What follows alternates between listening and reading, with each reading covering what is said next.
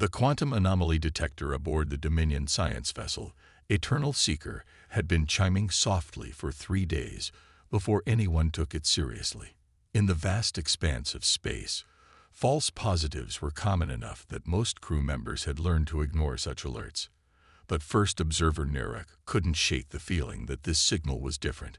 "Display the quantum signature analysis," she commanded, her four-fingered hand hovering over the holographic interface. The three-dimensional display materialized before her, showing a complex pattern that made her breath catch in her throat. It was impossible. It had to be an error. The signature emanating from the unremarkable yellow star system showed signs of quantum manipulation far beyond anything the Dominion had achieved in its 50,000 years of technological advancement. Yet, according to all official records, the system's only intelligent life consisted of a primitive species that had barely managed to send crewed vessels to their own moon. First Observer, her second-in-command, Kelvin, approached with characteristic precision in his movements. The latest deep scans confirm it. The quantum signature is genuine, and it's coming from the third planet. Naira's facial ridges darkened with concern. "Earth," she said, testing the alien word. "Have you detected any signs of advanced technology on the surface?" "That's the peculiar thing," Kelvin replied, bringing up another display. "We see exactly what everyone else has reported for the past century: primitive fossil fuel usage, inefficient solar power collection, rudimentary space stations, nothing that could explain these readings." As they studied the data, a transmission cut through their deliberations. It was broadcasting on all frequencies, in perfect Dominion standard, despite no record of Earth having contact with their civilization. "This is a message to all spacefaring civilizations. Earth and its solar system are restricted space. Do not approach. This is your only warning." The message repeated in 300 other languages, including several that had been extinct for millennia. Naira felt her scales ripple with unease. The transmission was elegant in its simplicity. No threats, no elaborate explanations, just a clear directive backed by the implicit weight of whatever force could manipulate quantum fields at this level. "Orders, First Observer?" Kelvin asked, his usual confidence wavering slightly. Naira studied the quantum readings once more. The patterns suggested capabilities that shouldn't exist outside of theoretical physics. Either they were witnessing the greatest scientific deception in history, or Earth was home to something far more significant than anyone had imagined. "Send word to the Dominion Council," she decided, "but advise extreme caution in their response. Something tells me this warning isn't merely diplomatic courtesy." As the message was dispatched, Naira continued to watch the deceptively ordinary-looking planet on their main viewer. The quantum signatures pulsed with a complexity that suggested not just advanced technology, but a fundamental understanding of reality that the Dominion's best minds had only dreamed of achieving. In the following days, as the Eternal Seeker maintained its distant observation post, they detected something even more disturbing. The quantum fluctuations weren't random. They formed patterns that suggested active observation. Earth wasn't just broadcasting a warning. It was watching them watch it. First Observer, one of her sensor technicians, called out, "We're detecting similar quantum signatures from what we thought were simple space debris around the planet. The entire system is alive with it." Naira had spent her career studying emerging civilizations, cataloging their development, and predicting their potential threat or value to the Dominion. But this was unprecedented. A civilization capable of hiding its true nature so completely, yet possessing technology that bordered on the impossible. It challenged everything she thought she knew about technological progression. The Dominion Council would want to investigate, of course. They would see Earth's apparent weakness as an opportunity, the warning as a bluff. But as Naira observed another complex quantum pattern ripple through space, she wondered if perhaps humanity's greatest achievement wasn't their advanced technology, but their patience in keeping it hidden. "Prepare for departure," she ordered finally. "And mark this in the ship's log. First Contact Protocol 7 Alpha. Extreme caution advised. Civilization possesses deceptive capabilities beyond standard metrics. As the Eternal Seeker turned to leave the system, Naira added a personal note to her report. In all my years of observation, I have never encountered a species that chose to appear weak when they were strong. This alone makes Earth unique, and potentially more dangerous than anything we have encountered before. The quantum signals continued their complex dance behind them, a reminder that somewhere on that blue planet, humanity was watching, waiting, and allowing them to leave with knowledge that had been carefully chosen. The warning had been given. What happened next would depend entirely on how the Dominion chose to respond. High Admiral Vex stood before the Dominion Council's curved table, his crystalline exoskeleton refracting the chamber's pale light. The Council had spent 3 cycles deliberating over First Observer Naira's report, and their decision was exactly what he'd expected and hoped for. "The Scout fleet is ready," he announced. 3 light cruisers, equipped with our latest quantum dampening technology. If these humans are truly manipulating quantum fields, we'll be able to neutralize their capabilities. Supreme Counselor Mira's bioluminescent patterns flickered with concern. And if First Observer Naira's caution was warranted, this species has managed to hide their true nature from the entire galaxy. That suggests capabilities we might not fully understand. With respect, Supreme Counselor, Vex's mandibles clicked softly. Hiding is not the same as fighting. The humans have created an elaborate deception, yes, but deception is the tool of the weak. Our fleet carries enough firepower to reduce their major cities to ash. The warning is clearly a bluff, one we must call if the Dominion is to maintain its authority. The Council chamber fell silent as the implications settled. The Dominion had not survived for 50 millennia by ignoring potential threats. Whether the humans were as advanced as Naira feared or not, their very existence represented a challenge to Dominion authority. The outcome of this test would determine not just Earth's fate, but potentially the Dominion's approach to all emerging civilizations. 3 days later, Vex watched from the bridge of his command ship as the Scout fleet approached the Sol system's outer boundary. Their quantum dampening fields were active, creating what should have been an impenetrable barrier against any quantum-based technology. "No response to our presence yet," his sensor officer reported. "Wait," detecting something strange from the Kuiper Belt objects. Before Vex could respond, points of light began appearing around them, thousands of them, each no bigger than a personal transport. The objects had been disguised as ice and rock, perfectly mimicking the composition of natural space debris until the moment of activation. "Curious," Vex mused. "Some kind of automated defense system. Target and eliminate." The command died in his throat as the small objects suddenly linked together, forming complex geometric patterns that seemed to twist in ways his eyes couldn't follow. Space itself appeared to ripple around them. "Sir," his science officer's voice cracked with alarm. "Those aren't weapons. They're observers. Quantum-entangled pairs. The humans have been using them to study our technology, our capabilities, our tactical responses. They're learning from us in real time." Vex felt his first tremor of uncertainty. The humans hadn't just prepared defenses. They turned their entire solar system into a vast laboratory for studying potential adversaries. Every movement his fleet made was being analyzed, categorized, and understood. "Launch probes," he ordered. "Full spectrum analysis.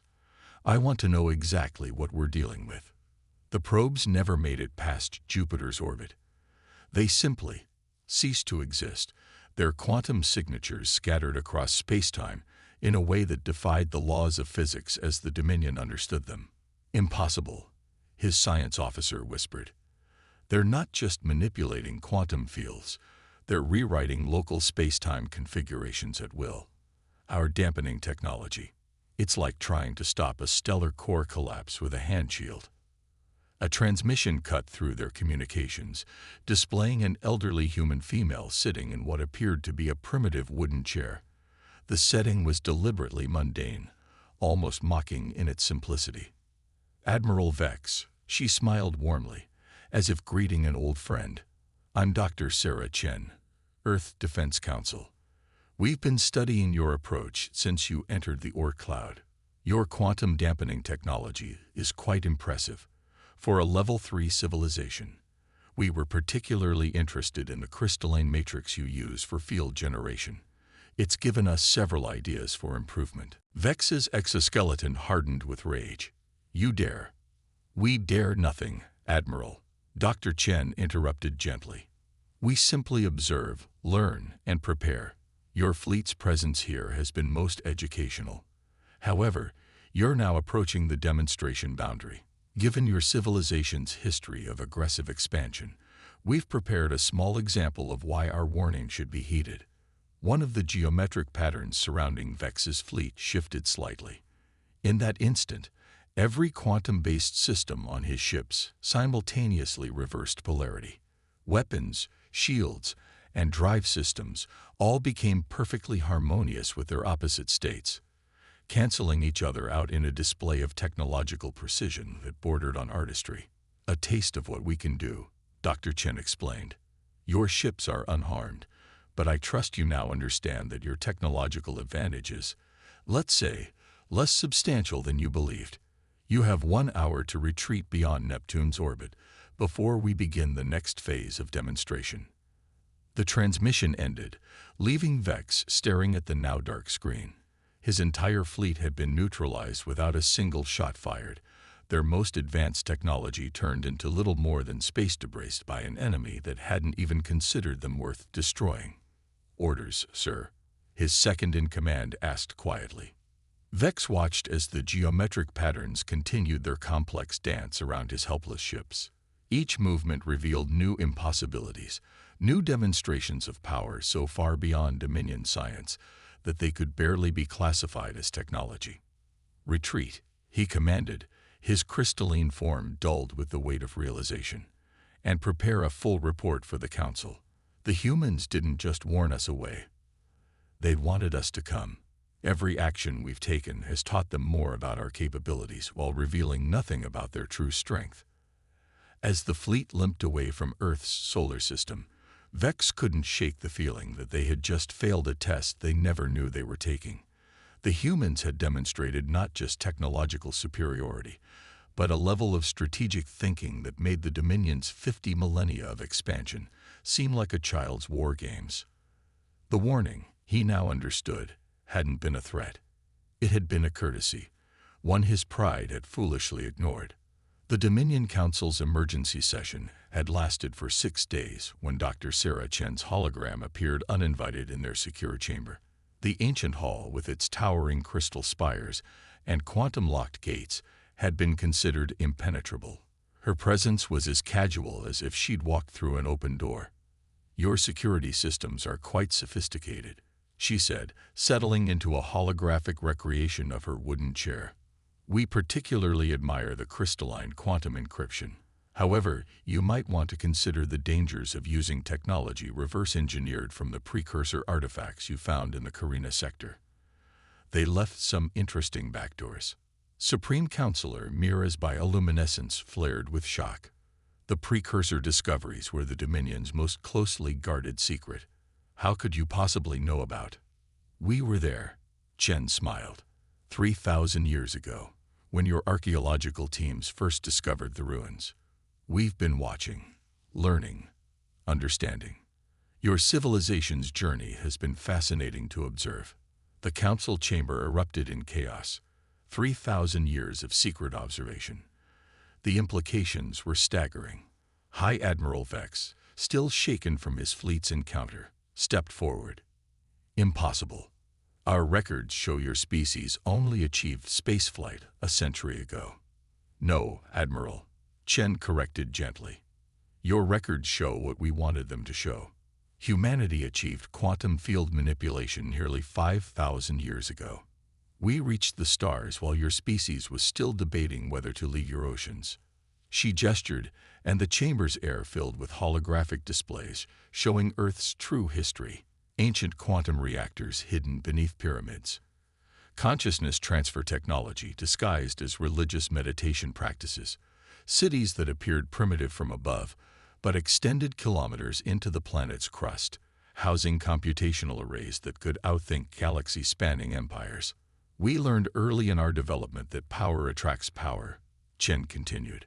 We watched countless civilizations rise and fall, each believing they had reached the pinnacle of achievement, each eventually destroying themselves or others in the name of progress. We chose a different path. The displays shifted to show vast networks of quantum observers scattered throughout the galaxy, all disguised as natural phenomena. Entire stars repurposed as computational devices while appearing to be normal stellar bodies. Planets that were actually ancient monitoring stations, their surfaces deliberately crafted to look untouched by intelligence. Your recent incursion taught us much about your current technological state, Chen noted. Your quantum dampening fields, while primitive, showed interesting approaches we hadn't considered.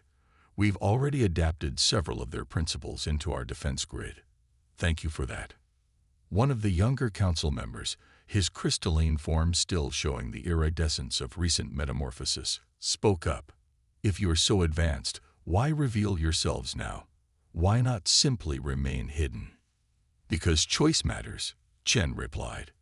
We've watched your dominion expand, absorbing or destroying civilizations at will. Usually, we simply help those civilizations hide themselves as we do. But sometimes, a civilization needs to be shown that there are powers beyond their understanding. For their own sake. She stood, her hologram perfectly mimicking the movement of real fabric and flesh. Humanity has had 5 millennia to prepare for this moment. Every apparent weakness we've shown has been carefully calculated. Every piece of technology you've encountered has been purposefully placed. We are not revealing ourselves out of fear or necessity, but because you need to understand what exists beyond your current comprehension. The chamber's quantum-locked gates suddenly shimmered, revealing glimpses of impossible spaces beyond. Vast technological complexes that seemed to fold in on themselves, structures that existed in more dimensions than the Dominion could perceive. What you're seeing is one of our smaller research facilities, Chen explained. It exists in a fold of space-time we created several thousand years ago. We have millions of them, each dedicated to understanding different aspects of reality. Your entire fleet could have fired every weapon it possessed at Earth, and not a single shot would have reached our true civilization. Supreme Counselor Mira's patterns had shifted to the deep blues of profound contemplation. You're not just warning us away from Earth, she realized. You're warning us about ourselves. Precisely, Chen nodded. Your civilization stands at a crossroads. Continue on your current path of conquest and exploitation, and you will eventually encounter forces beyond your ability to comprehend or combat, or learn from this moment. Understand that apparent weakness can hide tremendous strength, and that true power lies not in domination, but in understanding. The holographic displays faded, leaving only Chen's image. We'll continue watching, as we always have. Your response to this revelation will determine whether our next interaction is as teachers or as something else entirely. Her hologram flickered once, then vanished, leaving the council chamber in stunned silence. The quantum-locked gates returned to normal, but everyone present knew their sense of security would never be the same. High Admiral Vex looked down at his tactical display, where analysis of the human quantum networks was still running. The data showed impossibilities layered upon impossibilities, technology so advanced it made their most theoretical sciences look primitive. All this time, he whispered, we thought we were exploring an empty galaxy, when we were really just being allowed to play in a very small corner of it. The Council's next decisions would reshape Dominion society forever, but for the first time in their history, they would make those decisions with the humbling knowledge that they were not, and had never been, the most advanced civilization among the stars. Grand Marshal Crest of the Dominion War Fleet stood before the assembled might of his civilization's military. 10,000 ships gathered in the void between stars, the largest fleet ever assembled in known space. The Council's response to humanity's revelations had been predictably divided, but the military arm of the Dominion had only one answer to such displays of superiority: overwhelming force. They think their technological advantages make them invincible. He addressed his commanders through the fleet's quantum network. But no civilization can stand against the combined might of a species that has dominated the galaxy for 50,000 years. Today, we show these humans the price of humiliating the Dominion. The fleet began its advance towards Sol, weapons primed and shields at maximum. They had spent weeks analyzing the data from previous encounters, developing countermeasures against every displayed human capability.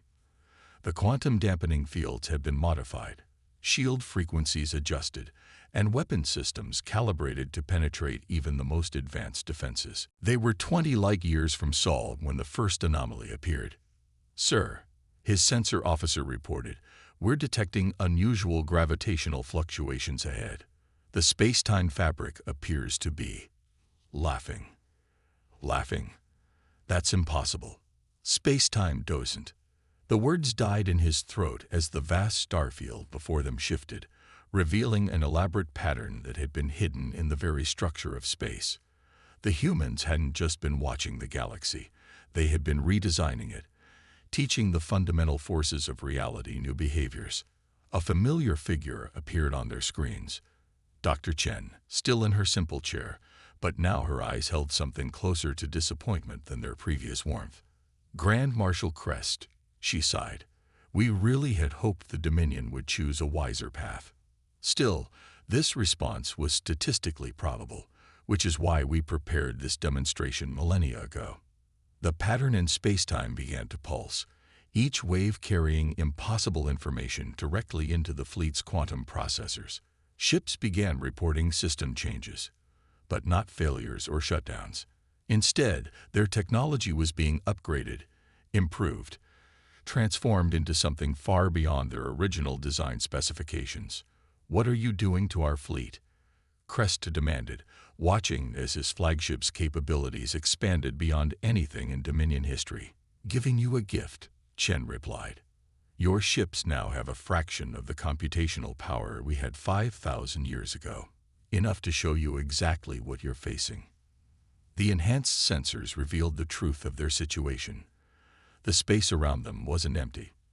It was alive with technology so advanced it had become indistinguishable from natural law. Every asteroid, every stray atom of hydrogen, every quantum fluctuation was part of a vast network that made their fleet's invasion attempt look like primitive bacteria attacking a quantum supercomputer. "Your entire civilization exists because we find your development fascinating," Chen continued. "Those precursor ruins you've been studying, we created them, scattered them across the galaxy as teaching tools for emerging civilizations. The quantum principles you're so proud of mastering. They're training programs we designed to help species understand basic universal mechanics." Crest's tactical display showed his fleet surrounded by technological wonders that defied comprehension. Their most powerful weapons would have as much effect as throwing stones at a stellar core.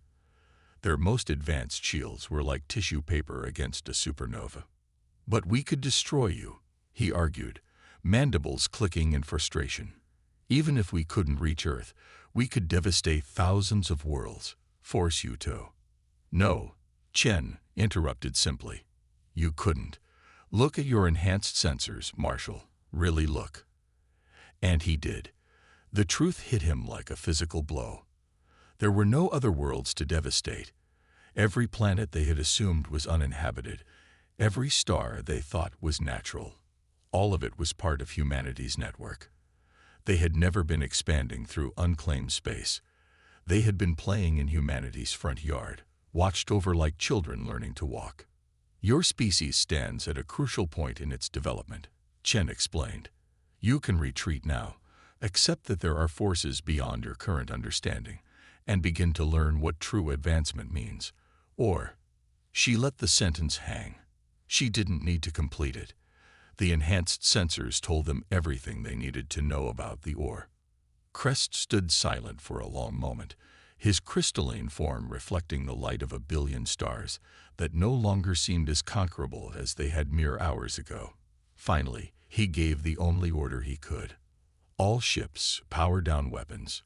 returned to Dominion space. As the mighty fleet turned away from Sol, their new sensors continued to show them wonders their civilization had never dreamed possible.